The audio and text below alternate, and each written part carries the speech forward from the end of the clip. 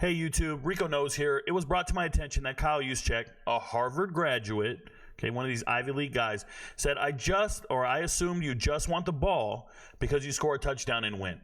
And he's talking about why they wanted the ball in overtime, the 49ers that is, and why they lost. Now, I'm not ever okay with a team winning the coin toss and asking for the ball in overtime.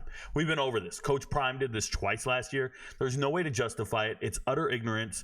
What it does is it hinders your play calling on 3rd and 4th down. You'd rather settle for a field goal because you're the first one with the ball. You don't know if it's 2-down territory or 4-down territory, if you will. When I say 2 down, I mean on 3rd down. And then on the flip side, once you do score, the other team gets the ball and has a chance to match your score or beat it. And therefore, they will go for it on 4th down. This is a monumental advantage for the team that gets the ball second, meaning you go on defense first in overtime. Now, Colorado never learned from that mistake, and they're going to continue to make that mistake. But there's no way this should be happening at the NFL level. And if you read what Juszczyk is saying, it's actual utter nonsense. This isn't true. If you score a touchdown, you do not win the game. That has not been a thing since 2022.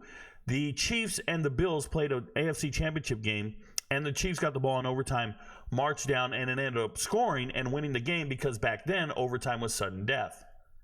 Now, in the NFL, that is not the case anymore. Because of that game, they said we're going to give each team a chance to score in overtime. No matter what you score a touchdown, the other team gets to score a touchdown and see if they match it.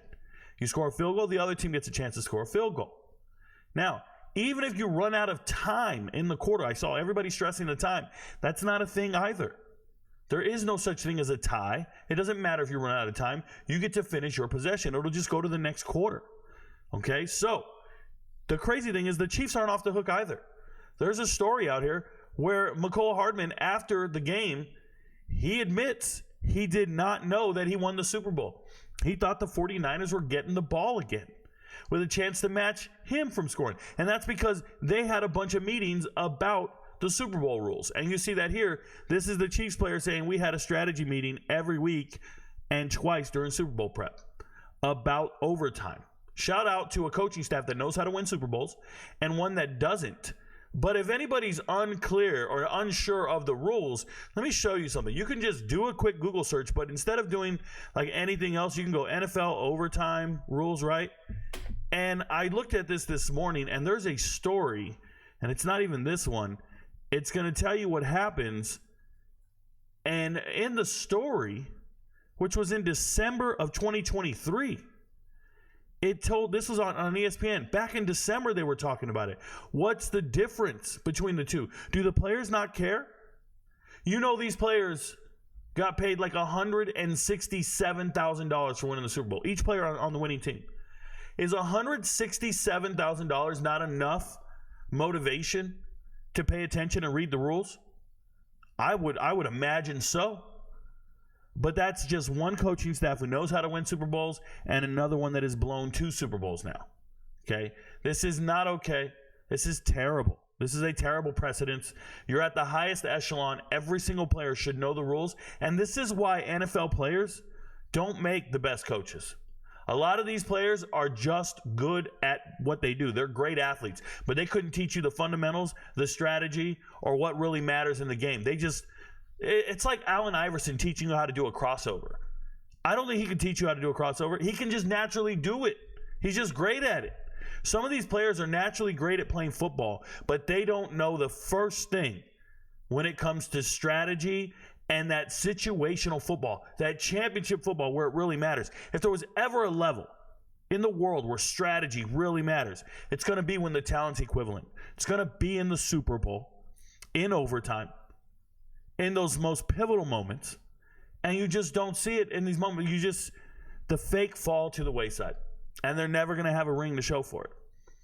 I also made a video earlier this year. You can search for it on TikTok. And I told you, the ceiling for a team with a quarterback not taken in the first 15 picks is essentially losing the Super Bowl. Shout out to Kirk Cousins, Dak Prescott, any of these other late-round quarterbacks, Russell Wilson. You are not the recipe for winning a Super Bowl. If you ever do get there, it's going to be thanks to your defense. and it will be in spite of you, not because of you. It is very rare for a quarterback to win from the later rounds. You need a top 15 quarterback. So while you keep trying to strike it rich and find the next Tom Brady, understand that's the only one in the history of the NFL. The rest of these guys, nope, they're not it, and they won't ever be it. Because in those pivotal moments, when you need that quarterback to make a play, he won't make it. But it's a damn shame that there are Harvard graduates, Ivy League players on the San Francisco 49ers who don't know the rules and are loud and wrong about it. I just assumed you want the ball to score and win the game. That would never win the game in the NFL. That doesn't win the game anywhere. They got rid of that rule years ago. That's not. Imagine going to work. Here's the biggest fear. Get pulled over. Get pulled over, and imagine you got pulled over by a police officer who doesn't know the law. Isn't that pretty scary? And he references an obsolete law. It's the equivalent to me. The biggest fear of all time. It's the equivalent to me. Your friends don't know, but Rico knows. Shout out to the Chiefs.